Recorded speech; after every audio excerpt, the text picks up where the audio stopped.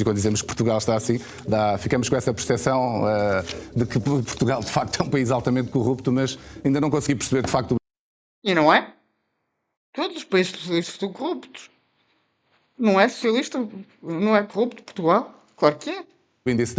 Tenho que ler sinceramente e aconselhar as pessoas para ler então esses dados. É isso, é porque não me conseguiu explicar. Eu estava a dizer que são duas pessoas para analisar cada dado, mas enfim, não vvamos ter tempo de continuar aqui.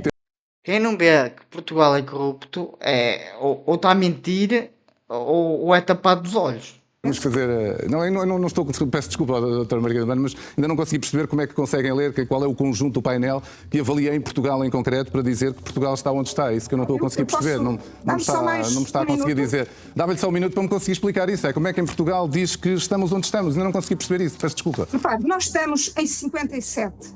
O que o índice diz é que dos países europeus, Portugal está nos mais baixos. É isso que o índice diz. Não é uma pessoa, duas pessoas que dizem, é um trabalho estatístico e documental de várias fontes independentes que são juntas no índice. Muito bem. Certíssimo. Depois a explicar com muito mais bem, sim, terei mesmo que ver para conseguir perceber, porque ainda não consegui perceber. Sim, não consigo mesmo. Doutora, certo. Vamos à Transparência Internacional ver, certo. Vamos à Transparência Internacional ver os índices que onde lá está. Muito obrigado por ter estado.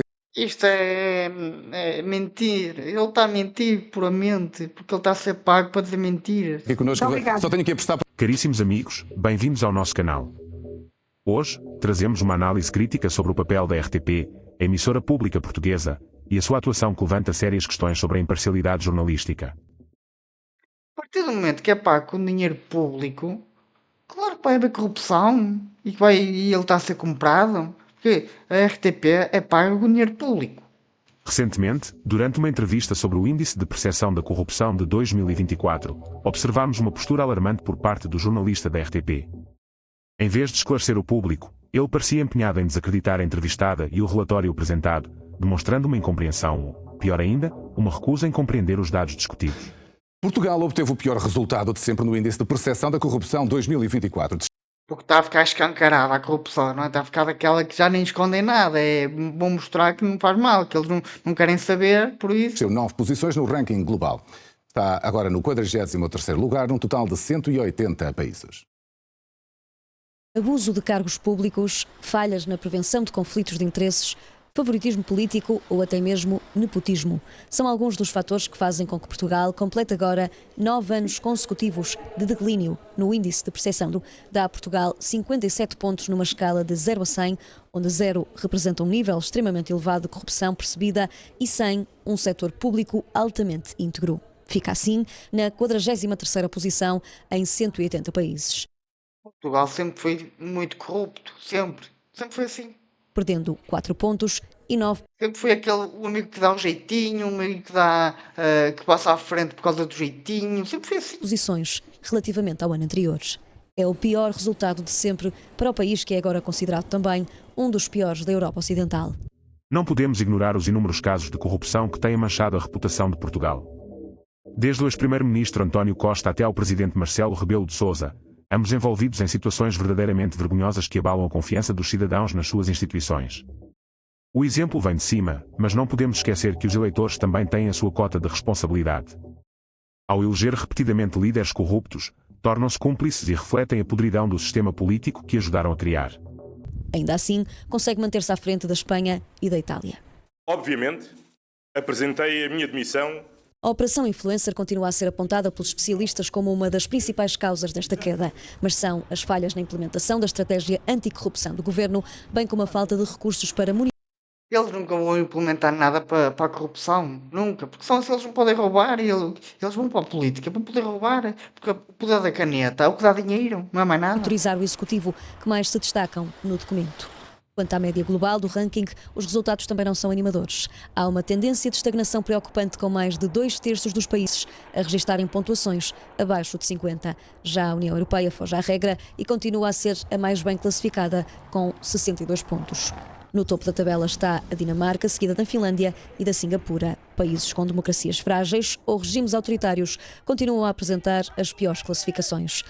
Nossa convidada agora, Margarida Mano, Presidente da Transparência Internacional de Portugal. Bom dia, bem-vinda Há fatores principais que detalham ou identificam os que sejam mais importantes para que esta percepção da corrupção, de facto, esteja a este nível em Portugal? Basicamente, de facto, Eu acho que toda a gente consegue ver que Portugal é altamente corrupto. Acho que ninguém vai duvidar disso. É que não se fala só na corrupção a nível político, fala-se de corrupção a nível social também. Portugal é extremamente corrupto em todas as esferas da sociedade. Todas. o índice da corrupção da Transparência Internacional é um índice que não se baseia em percepções, não é um índice que se baseia em percepções da população em geral. Portanto, ele baseia-se em 11 fontes, mas são, digamos, percepções de especialistas que olham para os diferentes países, reiteradamente, sempre de acordo com os mesmos critérios, e vão tirando as suas conclusões.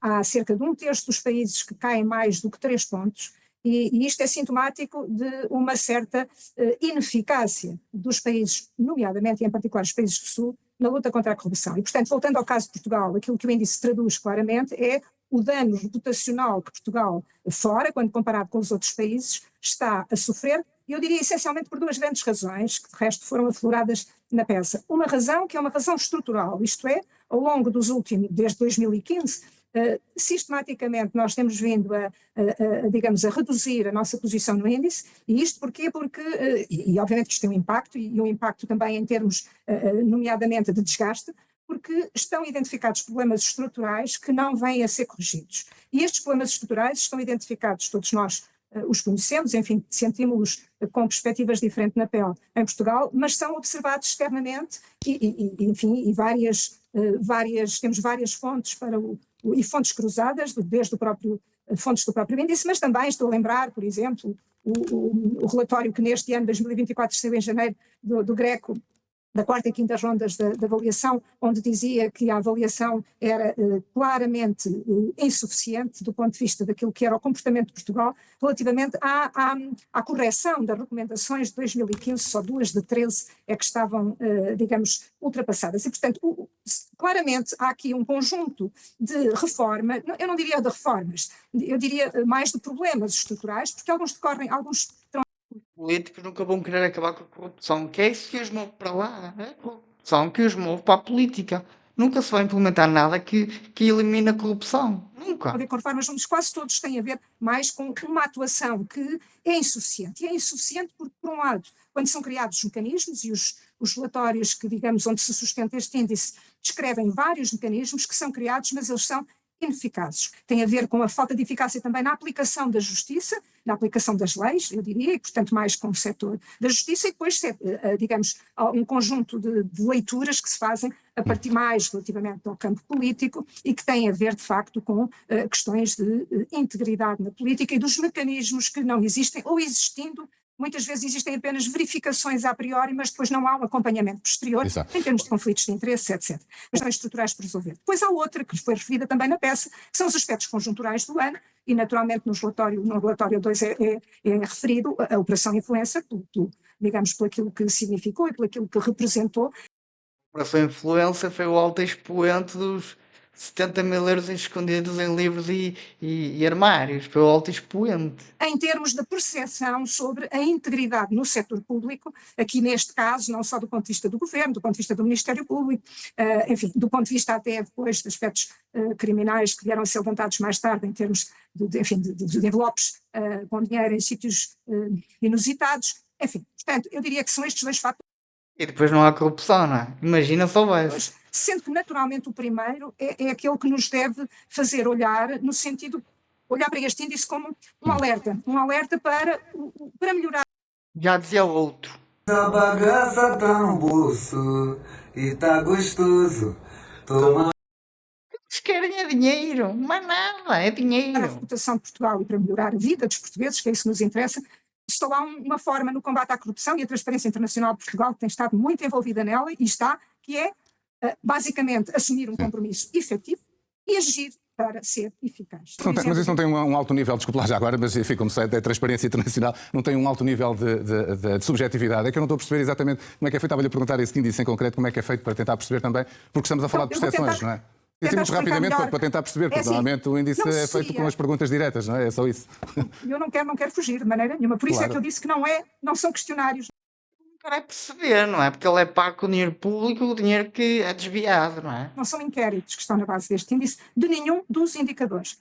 Repare, a corrupção é muito difícil de medir, ou seja, não existem estatísticas oficiais fiáveis.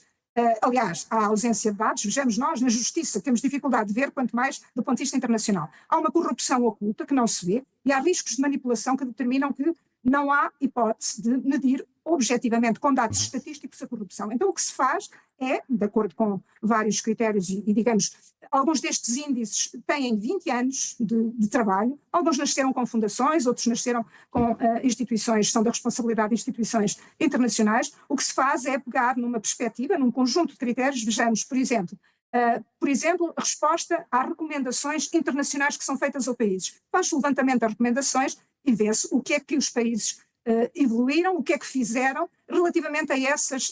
Como que é isso que os mantém no poder? Se não fosse a corrupção, eles não querem a política para nada, que eles só querem o poder da caneta.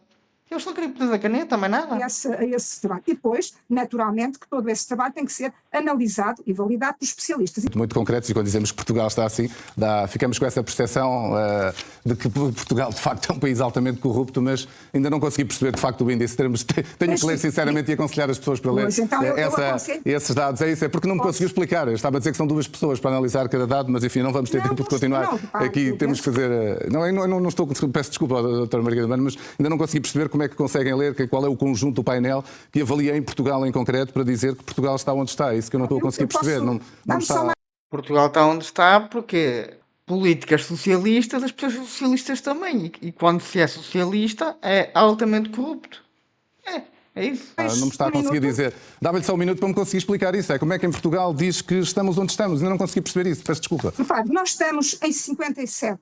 O que o índice diz é que dos países europeus, Portugal está nos mais baixos. É isso que o índice diz. Não é uma pessoa, 2 pessoas que dizem, é um trabalho estatístico e documental de várias fontes independentes que são juntas no índice. Muito bem. Certíssimo. Depois em explicar com muito mais bem, tempo. sim, terei mesmo que ver para conseguir perceber, porque ainda não. O que interessa é matar o convidado, matar entre aspas, não? O convidado estar a descredibilizar o convidado. Isso é o que interessa, porque assim a agenda da esquerda vai em frente, só não consegue ir em frente. Não consegui perceber. Sim, não consigo mesmo. Doutora, certo. Vamos à transparência internacional ver, certo. Vamos à transparência internacional ver os índices que onde lá está. Muito obrigado por ter estado aqui connosco. Só tenho que apostar por. É inaceitável que a RTP, financiada pelos contribuintes portugueses, utilize os recursos É ser financiada com o dinheiro dos contribuintes, porque se fosse privada, eles tinham que dar a notícia como ela é, porque só não cai dinheiro lá. públicos para promover uma agenda política enviesada. Os cidadãos pagam para serem informados com precisão e imparcialidade, não para serem manipulados por narrativas que servem a interesses específicos. As perguntas tendenciosas do jornalista revelam uma clara tentativa de desacreditar o relatório sobre a corrupção em Portugal. Esta postura não só mina a confiança do público na média, mas também desrespeita o princípio fundamental do jornalismo, a busca pela verdade. A RTP, como emissora pública, deveria ser um bastião de imparcialidade.